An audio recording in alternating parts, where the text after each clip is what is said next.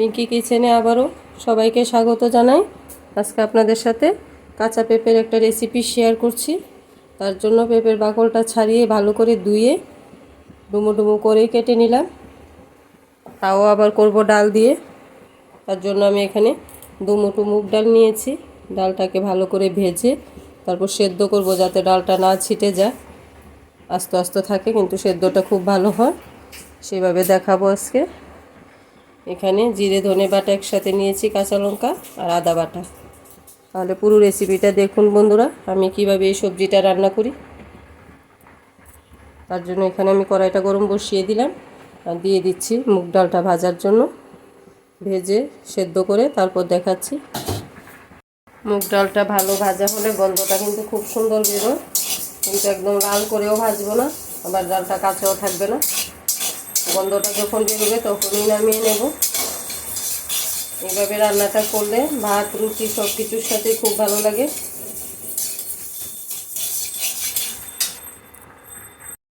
ডালটা এরকম ভাজা হবে,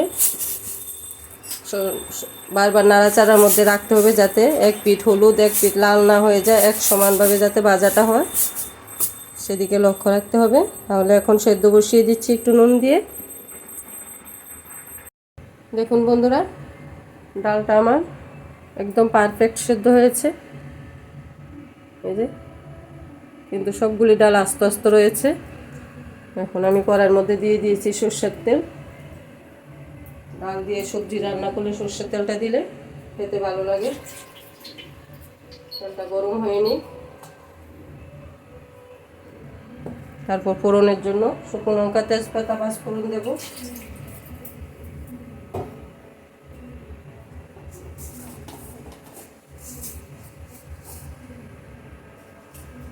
এভাবে রান্না করে খেয়ে দেখবেন, আশা করি সবার ভালো লাগবে রান্নাটা।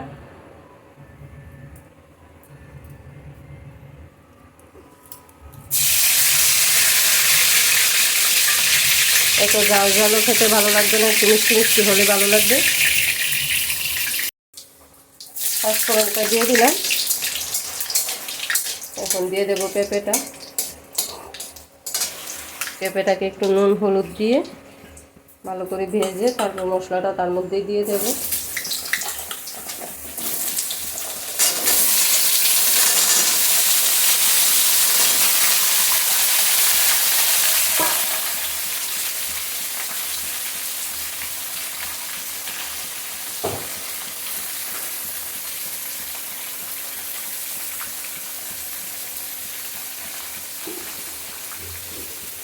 যেহেতু ডালের মধ্যে নুন দিয়েছি, তাহলে এখানে নুনটা একটু কমিয়ে দেবো। এখন ঢাকনা দিয়ে পেঁপেটাকে ভেজে নেব, তার মধ্যে সেদ্ধ হয়ে যাবে। আর একটা কথা বন্ধুরা, যদি আমার রান্নাগুলি ভালো লেগে থাকে প্লিজ আমার চ্যানেলটাকে সাবস্ক্রাইব করে আমার পাশে থাকবেন। লাইক শেয়ার কমেন্ট করবেন। যারা ফেসবুক থেকে দেখছেন প্লিজ আমার রান্নাগুলিকে ফলো করবেন। এই দেখুন বন্ধুরা, পেঁপে আমার ভালোভাবে সেদ্ধ হয়ে গেছে, ঢাকনা দিয়ে দিয়েছিলাম, ভাজাও হয়ে গেল। এখন আমি মশলাটা দিয়ে দেব। জিরে ধনের গুঁড়ো, লঙ্কা বাটা, আদা বাটা দিয়ে দেবো। চিনি, নিরামিষ সবজি মানেই একটু মিষ্টি লাগবে। দিয়ে দেবো হলুদের গুঁড়ো। সমস্ত মশলার সাথে পেঁপেটাকে ভালোভাবে কষিয়ে তারপর ডালটা দেবো।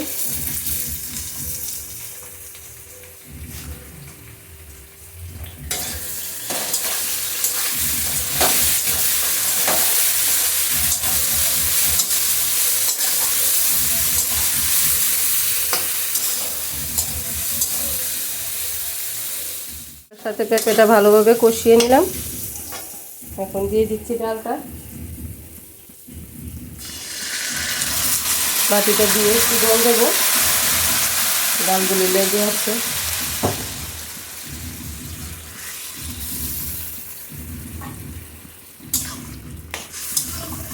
এখন গ্যাসের হিটটাকে একটু বাড়িয়ে দেব, কারণ আমার সব এখন সেদ্ধ করা। জাস্ট বলক আসলে নামিয়ে নেব। বেশি পাতলাও হবে না, বেশি ঘনও হবে না। খেতে অসাধারণ। আমরা পুজো বালির মধ্যে কিন্তু নিরামিষ খেয়ে থাকি, তখন এই রান্নাটা করতেই পারেন। একটু নুন দেব সামান্য পরিমাণ,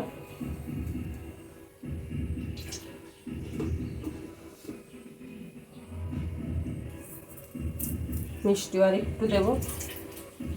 নামানোর আগে ধনেপাতা কুচি দিয়ে নামিয়ে নেব।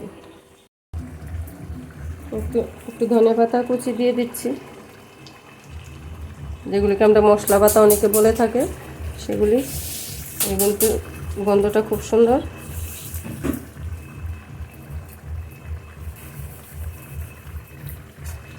যে পর্যায়ে আছে এখন নামিয়ে নেব।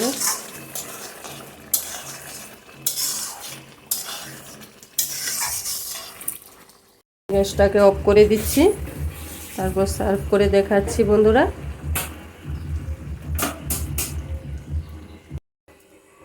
এই দেখুন বন্ধুরা, তরকারিটা নামিয়ে দেখিয়ে দিলাম।